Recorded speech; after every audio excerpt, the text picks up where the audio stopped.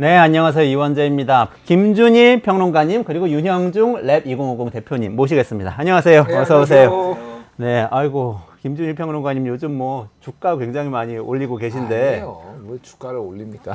또 말씀하셨던 예언대로 되는 것 같아서 오늘 그 김건희 특검, 뭐 최상병 특검 세트로 표결한다고 기사가 아침에 나왔던데. 예, 뭐 표결하는데 뭐 안 될 것 같아요. 통과는 안 될 것 같고, 제가 뭐 이제 그때 한동훈계가 위축돼 있다 뭐 이런 말씀도 드렸잖아요. 그러면서 이제 계속 사과 얘기를 또 하더라고요. 그러니까 그러니까 찬성한 명분을 달라 이런 식으로 좀 가는 것 같은데, 요 이번에는 좀 어려울 것 같고 다음을 봐야 될 것 같아요 지금. 네. 그렇습니다. 지난번에 그 얘기도 분석 잘 해주셨으니까 월요일 영상 한번 찾아보세요. 보시면 이 분석 아주 자세하게 나와 있고, 다음 주 월요일에도 또 장성철 소장님하고 나와주셔서 말씀 주실 텐데, 오늘은 정책이 경제다 시간이니까 정책 얘기 먼저 해보도록 하겠습니다. 두 분한테 픽을 하나씩 해달라고, 지금 제일 눈에 띄는 정책 픽 해달라고 말씀드렸는데 미리 주셨어요. 김준일 평론가님, 영부인법이 뭡니까? 이게 눈길이 딱 가더라고요. 뭐 제목은 허은하 대통령 배우자 법적 지위 명시한 김건희법 제안, 이렇게 이제 나왔습니다. 그래서 허은하 개혁신당 대표가 최근에 이제 기자회견을 통해서 김건희법 제정하자, 그러니까 대통령 배우자법 아니면 영부인법 뭐 이렇게도 불려요. 이거를 이제 제안을 한 겁니다. 그래서 사실 김건희법이라고 이제 명명을 한 거는, 예를 들면은 청탁금지법을 김영란법 하듯이 이게 조금 직관적으로 뭐 이해가 되는 부분이 있으니까 한 건데, 다만 예전에 국민의힘에서 개식용 금지법을 김건희법이라고 불러가지고 이미 헷갈릴 수가 있겠다, 그 생각은 들어요. 근데 더 웃긴 거는 개식용 금지법은 국민의힘에서 발의한 게 아니에요. 그게 그래요? 민주당 쪽에서 발의한 거였어요. 그러니까. 그럼 김건희 여사님의 마수가 민주당까지 가서 개식용 금지법 발의까지 지시할 정도로? 뭐 그건 아니고 독자적으로 뭐 개별 의원들이 또 그런 판단을 하니까 뭐 그렇게 흘러온 것 같아요. 어쨌든. 근데 뒤에 가서 또 영부인법이라고 명명을 한 거예요? 뭐 그렇게 된 거죠. 김건희 여사가 이거를 사회 이슈화 시켜가지고 어쨌든 통과되는데 일조를 했다. 뭐 이런 거예요. 그래서 뭐가 중요하냐면은, 어쨌든 사람들이 입에 붙으면은 나중에 개식용 금지법이 김건희법이 아니라 대통령 배우자법이 김건희법이 되겠죠. 그러니까 뭐 그게 뭐 그런 의미가 있는 것 같고. 그때까지만 해도 국회의원들이 다들 김건희 여사한테 여당 쪽에서 잘 보이려고 그렇게 명명을 해주신 것 같은데, 지금은 맥락은 좀 다른 것 같습니다. 지금은 맥락은 다르죠. 어쨌든 이제 개혁신당에서 이제 이게 나온 맥락은 뭐 이제 조금 지금 이제 김건희 여사의 어떤 행동들 자체 하나하나가 다 선출되지 않은 권력이 저렇게 행사하는 게 맞느냐 논란이 굉장히 많잖아요. 법적으로 아예 시비가 있는 공천 개입 뭐 이런 것부터 있고, 또 저번에 사진도 나왔죠. 마포대교 가가지고 뭔가 지시하고 있고, 이게 이제 맞는 거냐 끊임없이 이제 논란이 되고 있으니, 그 전에 어떤 영부인들 대통령 배우자는 실은 이순자 빼놓고 이 정도까지 논란이 된 사람이 있었나, 그 생각이 들기는 해요. 그렇죠. 예, 그러니까 이참에 그런 만들자라는 게 이제 저 제안인데, 논란들이 있어요. 그러니까 일단은 이거는 모델은 미국입니다. 근데 내용이 어떤 거예요? 그러니까 뭐 이제 정확하게는 이제 과거에 이제 있었던 이런 논의들이 있었거든요. 그러니까 정확하게 이런 거예요. 대통령 배우자의 공적 역할을 정의한다. 그리고 대통령 배우자에게 투입되는 예산의 투명성을 확보한다. 그리고 대통령 배우자의 법적 책임을 강화한다라는 거. 쉽게 얘기하면 대통령 배우자가 할 수 있는 거, 할 수 없는 거, 이거를 명확하게 구분을 하고, 돈 예산 들어가는 것도 정확하게 누가 어떤 사람이 여기에 배치가 되고 어떤 거를 예산을 쓸 수 있는지, 이거를 하는 거니까 사실은 권한을 부여하기도 하지만은 감시를 하겠다라는 데 좀 더 초점이 맞춰 있다라고 보면 될 것 같습니다. 공직자처럼 간주를 하게 되는 건가요? 공직자예요. 준공직자, 사실상 공직자입니다. 그래서 이게 이제 법이 어떻게 이제 이게 실제 아직 발의가 된 건 아니니까 이제 과거에 논의됐던 것들, 그리고 특히 미국의 사례를 이제 참고했다고 보시면 되는데, 미국에서는 퍼스트 레이디가 공직자입니다. 네, 퍼스트 레이디가 공직자고요. 1978년에 미국 영반법에 대통령이 자신의 의무와 책임을 수행할 때 배우자가 이를 지원하는 경우 대통령에게 승인된 지원을 배우자에게도 제공할 수 있다는 내용이 신설이 됐어요. 그러니까 엄청 오래된 건 아니에요. 이것도 미국도 70년대 말, 그러니까 우리가 기억할 수 있는 정도의 역사로 거슬러 올라가는 거죠. 그러니까 그래서 93년에는 소송이 있었는데, 빌 클린턴의 부인 힐러리 클린턴이 워낙 똑똑하고 정치적 영향력도 있다고 그랬잖아요. 소송에서 퍼스트 레이디는 정규직 연방 직원에 해당한다는 판결이 나왔어요. 법원에서. 그거 앞에서 78년에 있었던 그거를 근거로 해가지고 그래서 자 이런 게 있습니다. 그래서 아예 오피스가 따로 있어요. 여사님 오피스가 따로 있고 기억하실지 모르겠는데 우리나라 외교부에서 김건희 여사가 트위터 X 지금 X가 된 트위터에 그 미국의 퍼스트 레이더는 공식 계정이 있고 인증 마크가 있잖아요. 네네네. 그거를 받으려고 그랬는데 결국은 받았어요. 근데 외교부에서 그거 받았는데 왜 외교부가 그걸 하고 있냐 막 논란이 됐잖아요. 그때 기억하실지 모르겠는데 그때 이제 제가 외교부 쪽에 얘기를 들어보니 여사 쪽에서 사실상 요청이 왔고 그래서 외교부 직원이 백방으로 알아봤는데 트위터에서 난색을 표한 게 미국의 퍼스트 레이디는 정확하게 법으로 규정돼 있고 오피스도 있고 이 사람은 공직자니까 누가 들어오든 퍼스트 레이디가 들어오든 정권이 바뀌든 이 사람은 계속 될 거다. 그러니까 여기에는 개정을 준 건데 니네 영부인은 그런 게 없잖아 라고 얘기를 했다라고 해서 설득을 외교부에서 한 게 뭐냐면은 자, 이 개정 김건희만 쓰는 게 아니라 다음 퍼스트 레이디 오면은 우리 물려줄 거야. 이렇게 외교부에서 설득을 했대요. 이건 기사로 난 건 아니에요. 제가 취재 외교부에 뭐 단독이라고 하는 게 의미가 있겠냐마는 그런 식으로 설득을 해가지고 결국은 이제 받아냈다라고 하는 거예요. 그러니까 사실은 이제 이런 문제들이 있는 건데 문제는 선출된 권력이 아니잖아요. 이게 프랑스도 한번 똑같이 지금의 마크론 대통령이 이거를 하려고 했는데 반대 국민 청원 30만 명 나오고 막 난리가 난 거예요. 그러니까 아니 뭔데? 그러니까 이 와이프가 누구였죠? 브리지트 마크롱.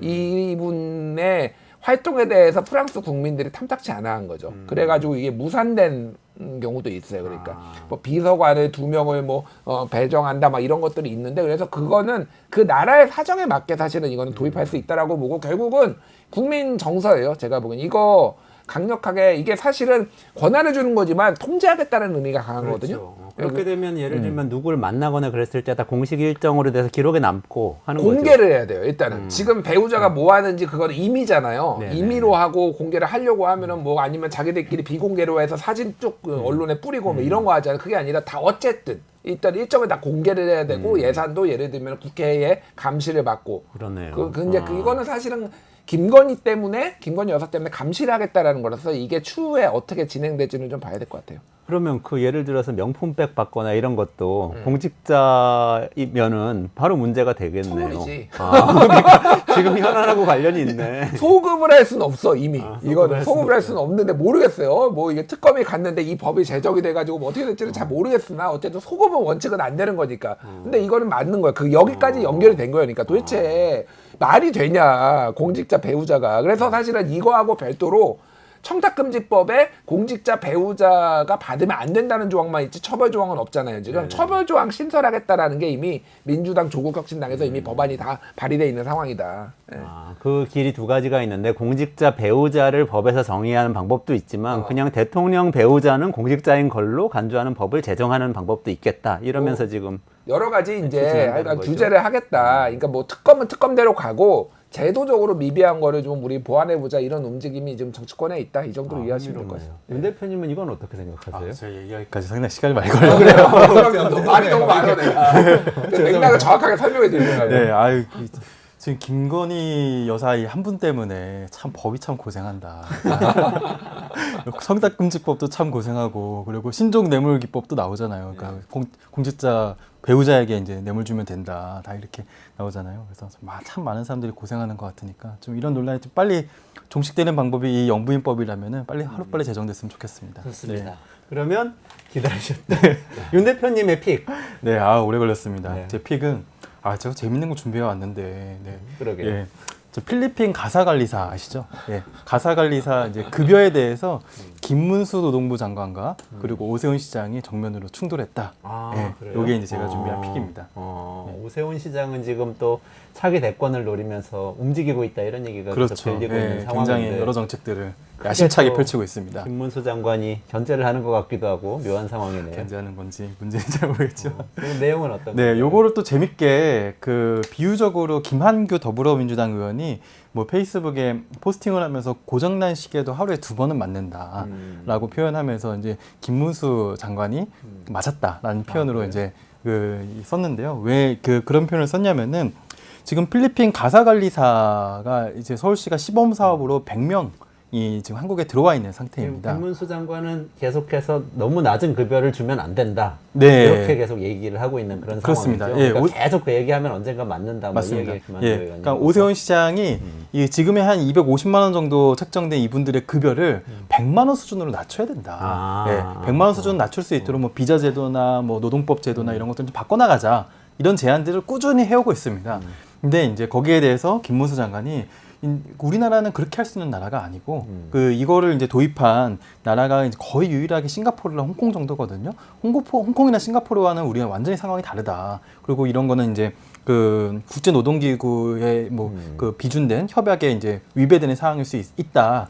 라고 이제 표현을 하면서 그동안은 굉장히 반노동적 발언을 많이 하면서 예를 들면 뭐 쌍용차 노동자들한테 자살 특공대라든지 뭐 파업에는 뭐 손배 청구 같은 특효약이라든지 반노동적 발언을 일삼던 노동부 장관이 갑자기 뭐 하루에 2번 시계가 맞는 것처럼 이렇게 그 정확한 발언을 좀 해서 좀 의아한 그런 상황입니다. 네. 그래서 지금 논쟁이 벌어지고 있다 이런 상황. 네. 필리핀 가사노동자들 중에서 이탈자가 생겼다 이런 뉴스도 나왔었는데 요즘 상당히 여러 논란들이 많이 생기고 있습니다. 100명 중에 2명 이탈한 상태고요. 또 외박이 안 되고 또 10시 통금이 있었는데 그 통금도 문제다 해가지고 12시까지 연장되고 이런 논란들이 있습니다. 급여도 뭐 체불됐다는 얘기도 있었고. 네, 지금 여러 가지 논란들이 발생하고 있고 더 나아가서는 과연 이게 저출생의 제대로 된 해법이냐, 돌봄 노동의 가치를 더 떨어뜨리는 그런 방법 아니냐 여러 가지 논란들이 있고 한번 이 방송에서 이 주제 가지고 제대로 한번 한번 40분 동안 토론해봐야겠네요. 예, 다뤘으면 짧게 좋겠습니다. 결론적으로 윤 대표님은 어떻게 보세요? 그래도 저임금으로라도 수입해서 뭔가 저출생에 도움되는 방향으로 우리나라 국민들이 활용할 수 있게 해줘야 된다는 쪽에서요? 아니면 그러면 안 된다? 네, 너무 식상한 표현이지만 언발의 오줌 누기로 언발의 오줌 누기. 네, 효과 더 없다. 추운 곳으로 가면서 언발의 오줌 누기 하는 꼴입니다. 네. 평론가님은 이건 어떻게 보세요? 김문수 장관은 종잡을 수 없다 일단은 얘기했듯이 이분 정체성이 뭐냐. 얘는 김문수 갑자기- 문제다. 아니 갑자기 친노동 막 발언하고 언제부터 저분 노조 없어지는 게 뭐 좋다 뭐 거의 이런 식의 얘기하시다가 그런데 이게 다 맥락이 있어요. 이거는 대권 잠룡 김문수의 오세훈 견제입니다. 김문수 장관도 대권 잠룡이에요? 아, 요즘 심상치 않아요 지금. 특종인데. 아니요. 자, 여론조사 하나 소개시켜 드릴게요. 지난주 금요일에 나왔던 한국갤럽 여론조사에서 차기 대권 후보, 차기 정치 지도자 선호도에서 김문수가 처음으로 이름을 2%로 올렸어요. 그래서 한동훈이 15%, 그리고 오세훈이 1%, 원희룡 1%, 김문수가 2%야 지금. 그거 기입식이에요? 아니면 그거 객관식이에요? 누가 이름을 후보에 주관식이에요. 올렸느냐가 문제인 것 같아요. 아니요. 근데 이거 말고도 다른 여론조사에서도 김문수 이름이 계속 나오고 있거든요. 아. 이게 뭐냐면은 강경보수층에서 지금 제안을 윤석열, 주는구나. 그러니까 뭐 어차피 차기는 아니지만 윤석열 싫다, 한동훈 꼴 보기 싫다, 오세훈도 아닌 것 같아 그러면서 김문수한테 집결하는 약간 모습이 보이고 김문수 있어요. 대망론이 있구나. 김문수 대망론이 있어. 그게 뭐 대선 후보가 될지 어떨지 모르겠으나 어쨌든 이건 그래서 전형적으로 오세훈 견제다. 그리고 본인이 이름 한번 또 이렇게 붙으면 또 흥미롭잖아. 나같이 또 해석하는 사람이 있잖아요. 그러니까 그러네. 이렇게 이름 올리면서 존재감 알리기 딱 이런 거예요. 저는 솔직히 진정성을 1도 안 믿습니다. 저분이 이거 한 얘기에 대해서 언제부터 최저임금 본인이 챙겼다고. 아마 우리가 이 얘기를 함으로써 또 1%가 더 오를 수도 있겠네. 좋아하게 한 0.1%는 올 수 있죠. 빨리 마무리하시죠. 자, 그럼 오늘 본론으로 들어가겠습니다. 오늘 본론은 썸네일에 나간 대로 5060 재입대예요. 5060 재입대법. 이거 진짜 깜놀. 지금 두 분 좀 일단 재입대 내용을 좀 정리를 해주시죠. 재입대 내용을. 준비하셔야 돼요. 근데 성일종 의원은 화낼 수 있어요. 5060 재입대 아니다. 그러니까 재입대라고 하는 거는 언론들이 과장 뭐 이렇게 해가지고 일부 부분만 이렇게 침소봉대를 한 거고 재입대가 아니라 정확하게는 경계의 외주화, 아웃소싱 뭐 이 정도가 맞는 것 같아요. 그러니까 입대를 하는 게 아니라 의무가 아니라 본인이 이를테면은 그러니까 그러니까 지금은 이제 청년 세대가 모자라면서 앞으로는 점점 이제 군 가용 변력이 줄어들기 때문에 우리나라는 지금 휴전 상황이고 지켜야 될 때가 굉장히 많으니까 실질적으로 이거를 지금처럼 다 지키기가 어려우니 5060을 이용을 해서 이미 군대를 한번 갔다 오고 그리고 어떤 경험이 풍부한 그리고 옛날보다 훨씬 더 이제 건장한 환갑이라고 해도 훨씬 더 옛날하고 다르잖아요. 평균 수명도 늘어나니까 이런 사람들을 이용을 해서 본인이 자원을 하면은 그 사람에게 일부 월급을 주면서 경계 근무를 쓰게 하는 방식 이게 되니까 사실상 저는 우리나라가 이제 징병제와 모병제를 투트랙으로 같이 가는 법안이라고 이해를 했어요. 법안을 지금 만든 상태인 건가요? 아니면 아이디어만 얘기를 한 건가요? 지금 만들겠다고. 만들겠다고. 예. 제가 좀 더 부연 설명을 해드리면요.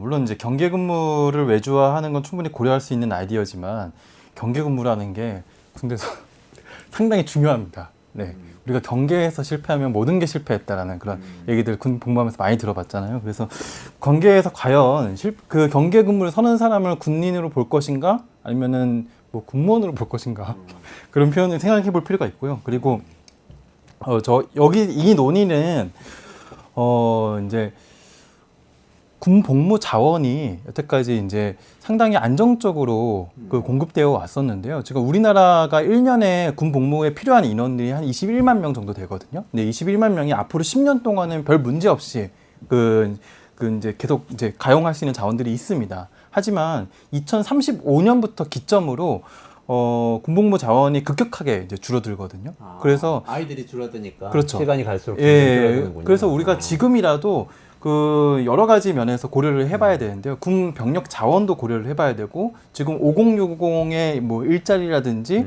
이제 소득이라든지 이런 것도 고려해야 되고요. 또 2030 세대의 뭐 일자리라든지 이런 거 종합적으로 좀 고려를 해야 되는 시점인데요. 여기에 그 군 병력 자원의 일부를 외주화하는 것들도 뭐 충분히 고려 가능한 아이디어다라고 생각을 합니다. 하지만 뭐 방금 말씀하셨듯이 재입대라는 표현을 쓰면은 우리가 그 즉자적으로 생각나는 이제 그 느낌이 있다는 게 있잖아요. 징집이죠, 징집. 당장 다시 끌려가는 것 같은 느낌이 들잖아요. 퇴직하면 한 번 더 네. 가야 되는구나 이런 생각을 하게 만들죠. 그건 아니라는 거죠. 네, 그렇습니다. 그건 아니고 모병제에 가까운 어떤 방향으로 가는 조금 의미 있는 아이디어다 이렇게 김준일 평론가 말씀 주셨고 윤 대표님은 또 이게 사실은 병력 자원이 부족해지는 문제 생각하면은 진지하게 좀 받아들여야 되는 그렇죠. 거다라고 이렇게 이해를 했습니다.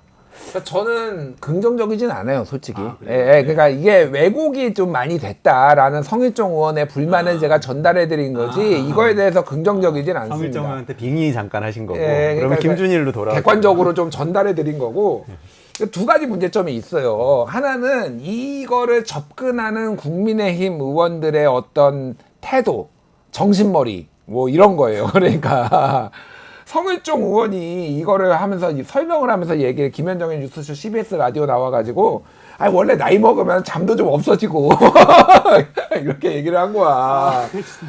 그러니까 나도 이제 50대인데 잠 많아서 죽겠다고 피곤해 픽픽 쓰러져 집에 가면은 하도 과로해가지고 뭘 잠이 없어 잠이 없기는. 그러니까 이거 너무 본인이 스스로 이거에 대해서 희화화되고 있다, 오해가 있다라고 하면서 본인이 저렇게 설명하면 되냐고. 근데 저거를 심지어 이제 미디어 오늘이 보도를 했어요. 근데 이제 그 국회 농림축산식품해양수산위원회 의원들이 이거를 가지고 얘기를 하는 거를 이제 영상으로 남겼거든요. 뭐 이만희 의원, 김성교 의원, 서천호 의원 뭐 이런 분들이 막 얘기를 하는 거. 야, 60대, 70대가, 60대가 총도 더 잘 쏴. 야, 그리고 밤에 잠이 없어, 이 사람들이. 이런 얘기를 의원들끼리 앉아서 하고 있는 거야. 성일정 의원만 그런 게 아니네. 성일종 의원만 한 게 아니라 국민의힘의 의원들의 정신머리가 전체적으로 문제가 많다, 제가 보기에는. 잠이 많고 적고를 가지고 지금 이거 우리가 경계 근무를 해요. 경계 근무는 밤에만 쓰나요, 그러면? 낮에도 서야 되고, 그렇죠. 뭐 해야 되는 거잖아요. 굉장히 스스로 이거를 희화화하고 있고, 이 접근 방식이 잠이 없으니까 간다라는 거는 이건 말도 안 되는 거고. 잠이 없으면 불면증 있는 사람 다 군대 보내야 돼? 말이 안 되잖아요. 그러니까 그거를. 또 하나가 뭐가 문제가 있냐면은 이거를 정확하게 법이 이제 나와봐야 되겠지만은 한 월급 한 200만 원씩 주고 뭐 이런 표현을 썼어요. 사병 월급이 또 200 되니까 이제 비슷하네요. 그러니까 제가 말하는 거는 정당하게 대가를 지불하고 뭐 이렇게 활용을 하고 그런 게 아니라 최저임금보다도 못한 정도의 수준을 지금 주고 뭔가를 이 사람들의 활용해 먹겠다라는 거거든요. 그러니까 월급 200만 원 줄 테니까 지금 50대인 우리 우리 진행자께서 가겠습니까? 아니, 솔직히 200보다 더 벌잖아요. 아니, 나도 200보다 더 벌거든. 그러니까 200만 원이 안 되는 사람들이 갈 거 아니에요. 그러면은 그게 그러니까 훌륭하게 이게 어떤 양질의 어떤 경계 근무를 설 수 있는 사람들이 모이겠냐고요. 그러니까 이거를 이제 일자리 대책이라고 얘기를 하는 것도 경계 근무를 얼마나 우습게 보는지를 솔직히 물론 전투보다는 경계 근무가 떨어진다라고 중요도가 그러니까 전투에 우리는 집중하기 위해서 경계 근무를 이렇게 뭐 이게 왜 아웃소싱 한다라고 볼 수 있는데 그거를 날로 먹으려고 하면 안 되지. 그러니까 이거 최저임금도 안 주려고 하는 식으로 이런 식으로 접근을 하는 게 굉장히 안이하게 지금 접근을 하고 있다. 예, 이거 비판 안 할 수가 없어요. 5060 세대를 모욕하고 있는 모욕하고 거네요, 있어요. 그러네요. 아니, 그러니까 저는 이게 제안을 딱 한마디만 드릴게요. 자, 이 법안 발의하고 거기에 10명이 같이 그러니까 서명해야 되잖아요. 그분들부터 자원을 입대해라. 서약을 해라. 내가 뭐 진짜 솔선수범해서 경계 근무 쓰겠다라고 하면은 그 진정성 인정해 드리겠습니다. 그러면. 예. 그렇게 되면은 한 500으로 올라갈 것 같은데 월급이. 근데 저는 이런 얘기 들었어요. 순수 민간 군사훈련 단체도 사실 있다고요. 네. 거기 시니어들도 시니어 있고. 아미. 아, 시니어 아미. 네. 아, 그건 어떤 곳이에요? 아, 제가 그 시니어 아미와 직접 통화도 한번 해봤습니다. 정말. 시니어 사전 아미, 취재를. 예, 윤승모 대표님하고 오늘 이제 사전에 통화도 좀 해봤고, 시니어 아미는 순수 민간 단체를 좀 표방한 순수 민간 군사 훈련 단체라고 이제 표현을 하고 있고요.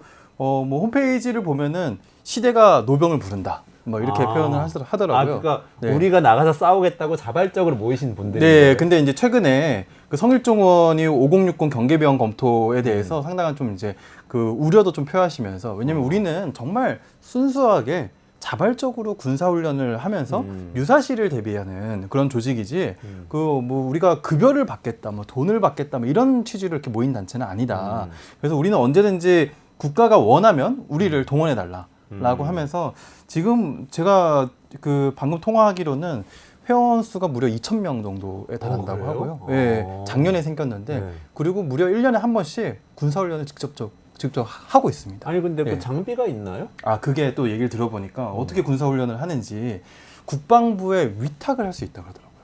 예, 보통 훈련을 우리를 예. 훈련을 시켜달라고. 시켜달라. 예. 그러면은 총기나 이런 거를 국방부에서 지급해서 예비군 훈련을 훈련장에 해줄 수 있어요? 가가지고 거의 비슷하게 훈련을 한다고 합니다. 그래서 국방부에 위탁 훈련을 받는 걸 신청을 해가지고 그게 돼가지고 올해는 한 뭐 본인 예상대로라면은 뭐 2,000명 중에 절반 이상은 아마 참여할 것 같다. 뭐 이렇게 얘기를 하고 있는데요.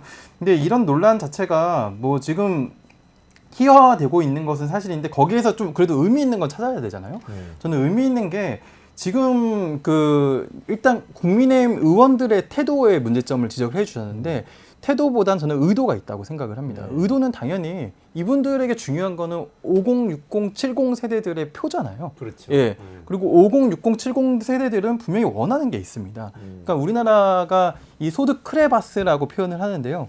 그 정년이 60세까지가 정년이잖아요. 60세까지 정년을 제대로 지킬 수 있는 사람이 많지는 않지만 법적 정년은 60세까지입니다. 그리고 국민연금 수급 나이는 65세잖아요. 그래서 이 60세와 65세 사이를 이제 소득 크레바스라 그러는데 실제 소득 크레바스는 실제 60세부터 65세가 아니라 한 퇴직할 때쯤부터 그렇죠. 50대 초중반부터 네. 65세까지. 그래서 우리나라의 이때 나이대의 분들이 보통 무엇을 하냐면은 엄청나게 많이 자영업자가 맞아요. 됩니다. 그래서 이분들의 이제 생계와 소득의 문제를 좀 다루기 위한 여러 가지 대책들을 요즘 국민의힘에서 이제 논의를 하고 있는 것 같고요. 그 중에 하나가 이 시니어 5060 경계병 이것뿐만이 아니라 최근에 한동훈 대표가 뭐 최근에 이제 첫 번째로 내세우는 본인의 이제 그 정책으로 정년 연장을 좀 검토하고 있다. 정년 연장. 예, 그런 보도도 나오더라고요. 그래서 아마 그 우리나라가 지금 이 소득 크레바스 문제 그리고 앞으로의 병력 자원의 문제 이 두 가지 중요한 문제를 나는 국민의힘에서 좀 논의한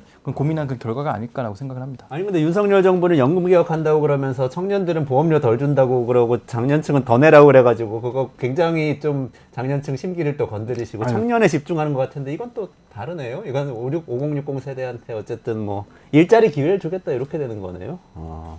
근데 이거를 일자리에 그걸로 접근하는 게 맞나 저는 그 생각이 들기는 해요. 그리고 몇 가지 이제 통계를 말씀드리면은 우리나라의 이제 고령 고용률, 그러니까 노인 고용률이죠. 그러니까 이거는 이제 만 65세 이상이기는 합니다.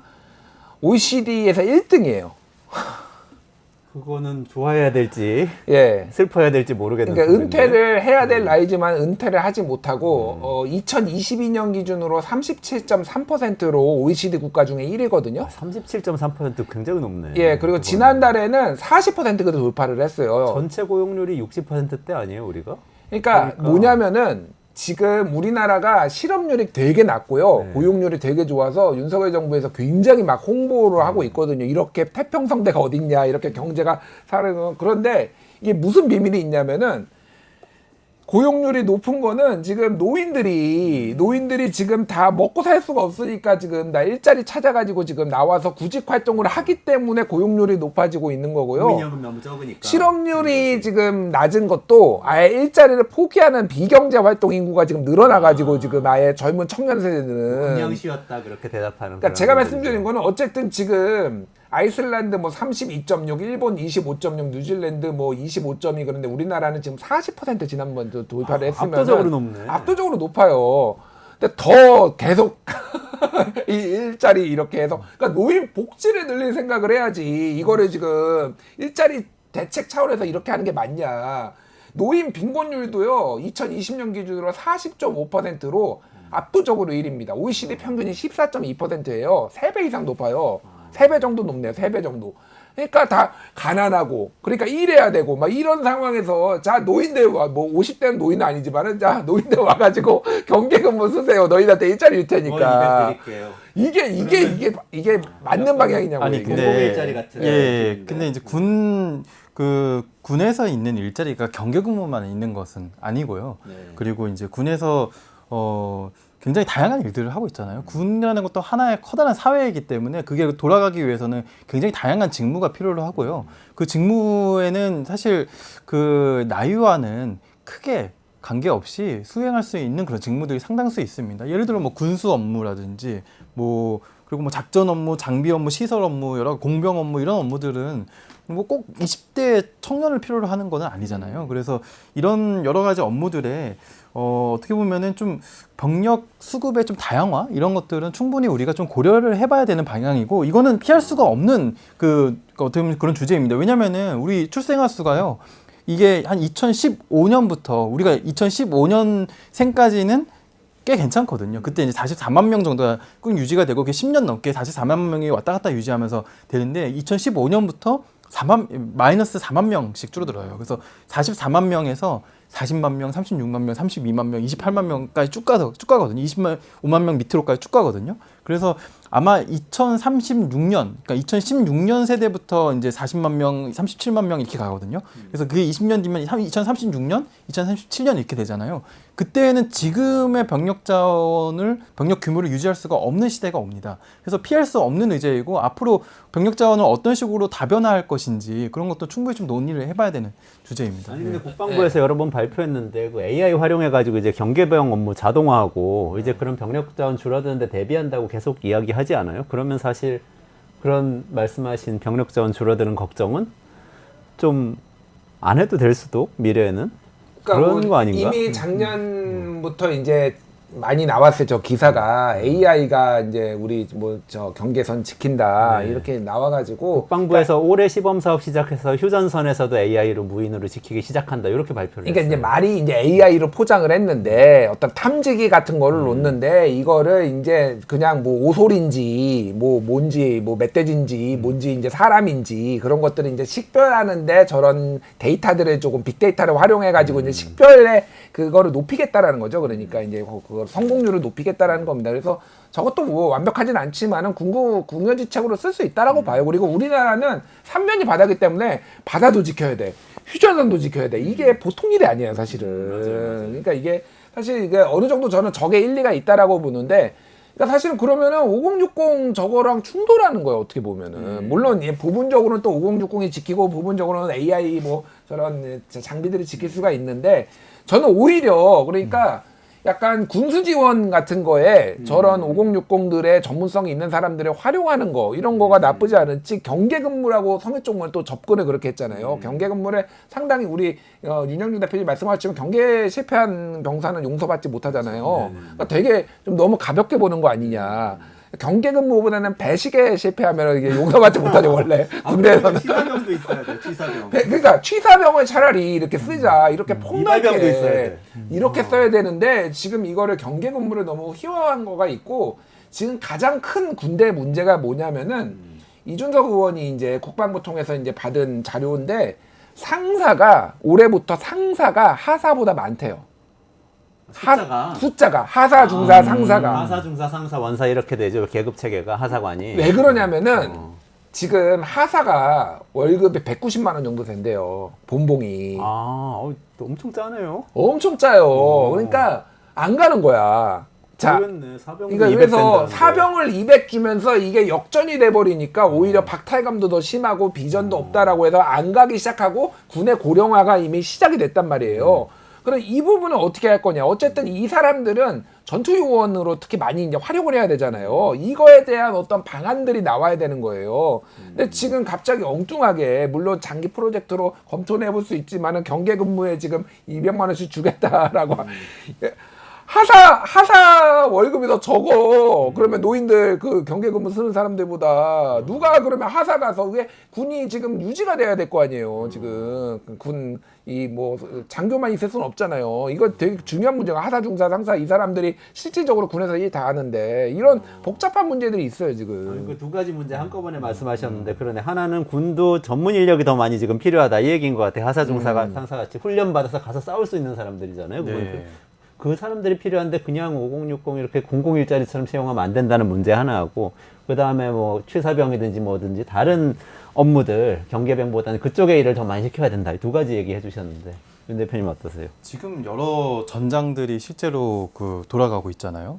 그런 데서 양상들을 보면 막 뭐 스타링크 같은 게 막 새로운 뭐 전쟁의 주요한 통신 수단이 되고, 그리고 다 버튼 눌러가지고 미사일과 폭격을 대부분 하는 형태, 또 드론이 엄청나게 전장에서 활용되고, 그런 형태를 보면은 지금의 그 국방의 그 군 현대화 정예화가 좀 많이 바뀌어야 된다라는 그런 이제 그 추세에 맞게 좀 바뀌어야 된다라는 건 맞는 것 같아요. 그리고 거기에 맞춰서 우리가 이제 그 군 인력도 이제는 더 이상 예전의 체제를 좀 운영할 수가 없는 형태이기 때문에 뭐 차근차근 이제 모병제에 대한 논의를 좀 시작해야 되지 않을까. 저는 모병제에 대한 논의를 그 마무리 시한을 그래도 2030년대 초반까지로 잡고, 예, 앞으로 5년 정도나 6년 정도로 잡고 모병제 논의를 한번 진지하게 해봐야 된다라고 생각을 해요. 모병제를 장기적으로 그 시행하게 되면 굉장히 많은 문제들의 어떻게 보면 솔루션이 될 수도 있거든요. 일자리의 솔루션, 그리고 뭐 젠더 갈등의 솔루션, 여러 가지의 솔루션이 될 수 있거든요. 그래서 그 논의를 한번 해봐야 된다라고 생각합니다. 그러니까 저는 이게 오늘 너무 넓어지면 안 되는데, 모병제 원래 저는 좀 모병제 쪽으로 가야 된다고 생각을 했는데 지금은 이제 모병제 반대예요.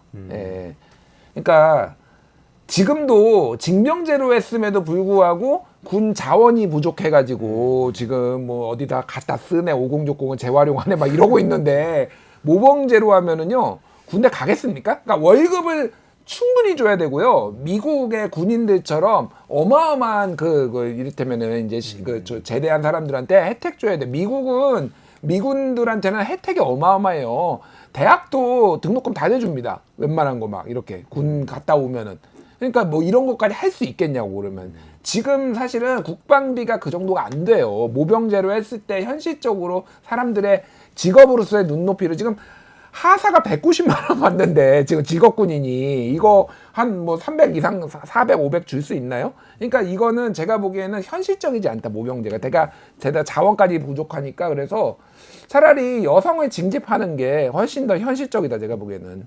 SKKI님이 여성 징집을 합법화해라 말씀해 주셨어요. 심심한 여행가님 의견 많이 주셨고. 젠더 이슈도 되게- 있기는 한데 네, 지금 시니어 아미로 다시 돌아가는. 시니어 아미와 시니어 아미로 가자. 남성만 있어요. 예, 그것도 궁금하다. 아니 시니어 아미가 요것 관련된 이제 그 인간 주장을 분석이에요. 펼친 적이 있었기 때문에 시니어 아미의 주장을 제가 소개하고자 합니다. 시니어 아미의 뭐 아마 공동 대표로 보이시는 최영진 교수라고 중앙대학교 교수신데, 시니어 아미에 이제 이제 소속된 분이시기도 합니다. 이분이 최근에 그 지난 총선 때 칼럼을 하나 썼는데 당시로서 뭐 크게 논란을 일으키지 못했어요. 근데 당시 뭘 정면으로 비판하면서 칼럼을 썼냐면은 개혁신당의 공약을 비판하면서 칼럼을 썼거든요. 개혁신당이 어떤 공약을 했었냐면, 소방관이랑 뭐 공무원이 되려는 여성들은 그 군대를 갔다 와야 된다. 맞아. 예. 나는 상당히 논란이 된 공약을 내세웠는데 그런 공약은 지금의 저출생 시대에 맞지 않는 되게 소모적인 논란을 일으키는 그런 공약이고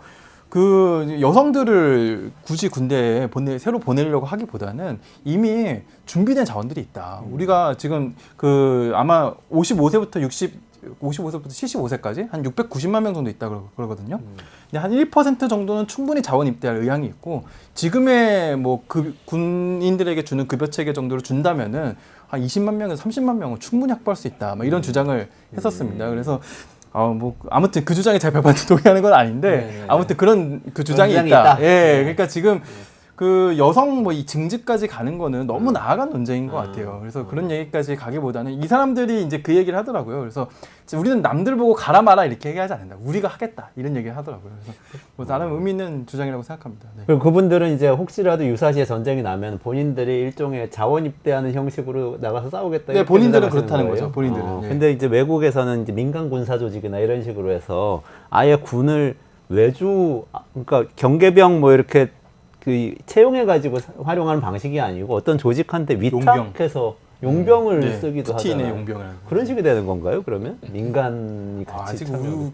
우리나라의 그 실정법상 그런 거는 존재할 수가 없죠. 그것까지는 아니고 무장이 일단 불가능하기 때문에. 본인들이 입대하겠다 이런 의지를 갖고 계신 걸 보이네요. 저는 박수 치겠습니다. 그분들의 애국하는 마음에 대해서 저는 안 할 거예요. 일단은 저는 애국자는 아니라서 입대하지 않고 다른 방식으로 나라에 기여하겠습니다. 저는. 경제적으로 이런 생각도 들어요. 물론 군 자원도 부족해지지만 군만 부족해지는 게 아니잖아요. 그러니까 우리가 한정된 5, 60대 자원, 한정된 20대 자원이 있는데 이 인력을 국가 전체를 보고 어디에 배치할 건가 이렇게 생각을 해야 되는 거 아니에요. 여성들도 마찬가지예요. 여성을 징집하자고 뭐 막 감정적으로 그러는데 그 여성들이 군대 와서 뭐 싸우는 게 제일 여성 인력을 잘 활용하는 건가? 아니면 이분들이 다른 데 가서 다른 일을 하는 게 나은가? 5060도 그렇고 그런 생각 좀 해봐야 될 것 같아요.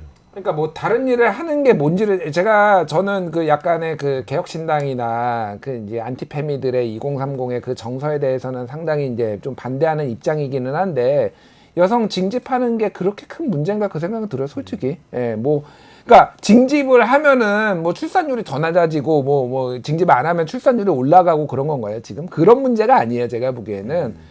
그리고 젠더 갈등도 뭐 무시할 수도 없고 지금 병력 자원이 그렇게 부족하면은 이스라엘이 대표적인 경우예요. 남녀 모두 징집을 합니다. 근데 뭐 징집을 했더니 문제가 막 발생하는 경우도 있었어요. 그러니까 여러 가지 이게 뭐 여러 가지 연구가 있는데 같이 전투를 하는데 여자 동료 병사가 죽으면은 남성 병사들이 괜히 오버하고 흥분해가지고 이게 전투에 도움이 안 되더라. 막 이런 연구도 있고 그래요, 아이가. 그래서 뭐 여러 가지를 이제 고려해 볼 수 있죠. 보직을 어떻게 하느냐, 뭐 이런 것들을 할 수 있는데 뭐 하나의 좀 방안이라고 생각. 그 대신 군복무 기간이 이스라엘은 짧아요.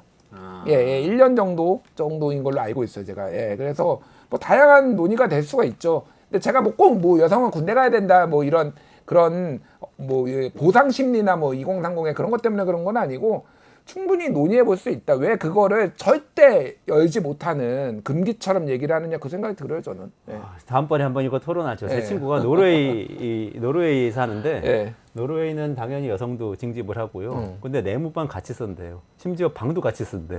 남녀 평등을 위해서. 그래서 그런 이제 여러 가지 굉장히 다른 그건 반대했어요. 굉장히 다른 그림도 있다. 예. 그렇고요. 마지막으로 요 전망 한 말씀씩만 해주세요. 그래서 이 논의 5060 입대 논의는 앞으로 유의미하게 진행될 것이다. 아니다. 이렇게 요거 전망해 주시고 정리 한번 해보시죠. 일단 이 법은 망했어요, 제가 보기에는. 성일종발 이 법은 망했다고 좀 보면 될 것 같고 본인들이 또 이렇게 논의를 전개하는 과정에서 너무 실책이 많아가지고 정서상으로 조금 반발이 있는데 전체적으로 아까 윤영주 대표님이 말씀하셨다시피 5060이 꼭 5060이야. 왜 5060이라고 꼭 이렇게 박는 것도 이상해. 3040은 그럼 가면 안 돼? 그러니까 뭐 이거는 그러니까 예비군들을 어떻게 활용을 할 수 있는지에 대한 어떤 방안들 그리고 이런 것들은 그리고 꼭 그게 경계 근무가 아니더라도 다양한 방식으로 이제 서포트를 할 수 있는 후방에서 뭐 이런 것들은 아마 계속 아이디어가 나오고 법안이 발의가 될 가능성이 있어요. 예. 그러면서 모병제로 그러니까 가는 모병제로 방향이 전면이 되는 아니라 투트랙인 거죠. 저는 징병제를 유지를 안 할 수가 없는 상황이라고 봐요. 지금은 우리나라의 국방 예산이라든지 뭐 이런 거를 봤을 때 그래서 징병제와 모병제가 결합한 형태로 이제 갈 가능성이 높다. 간다. 네. 윤 대표님. 네, 요 논란은 일단 요 법은 망했고요. 예, 김주일 대표님 예언처럼 진지하게 논의가 진행되기가 어렵습니다. 일단 재입대라는 뭐 문구가 나올 때부터 사람들이 이렇게 진지하게 논의할 수가 없잖아요. 그래서 저는 이제 여기서 두 가지 중요한 이제 주제들을 이제 그 도출해야 한다고 보는데요. 하나는 앞으로 우리가 군 개혁 그리고 이제 병역 자원 문제를 어떻게 다룰 것인가. 저는 장기적으로 이제 말씀드렸던 대로 모병제까지 염두에 둔 개혁 방안을 이제 검토해봐야 된다라는 생각이고, 또 하나는 아마 국민의힘이 그 5060, 70 세대에 앞으로도 계속 공을 많이 들일 것 같거든요. 점점 이제 궁지에 몰렸기 때문에. 한동훈 대표가 물론 이제 정년 연장을 좀 카드를 검토하고 있는 것 같고요. 그래서 아마 정년 연장을 비롯해서 그 5060, 70 세대를 위한 정책들을 어떤 식으로 좀 다룰지 그런 것들이 앞으로 좀 관전 포인트가 될 것 같습니다. 한동훈 대표가 금투세 폐지는 좀 재미를 본 것 같은데 정년 연장도 좀 재미를 볼 것 같으세요? 나름 뭐 그 나쁘지 않은 의제인데요. 물론 이거를 어떤 식으로 청년 세대들에게 얘기를 할 건지가 굉장히 중요한 포인트일 거라고 보여집니다. 그렇군요. 예. 다시 세대 갈등이 재현될 수도 있다. 이렇게 생각이 되네요. 김준일 평론가님, 윤형중 대표님 여기서 인사드리겠습니다. 고맙습니다. 네, 감사합니다.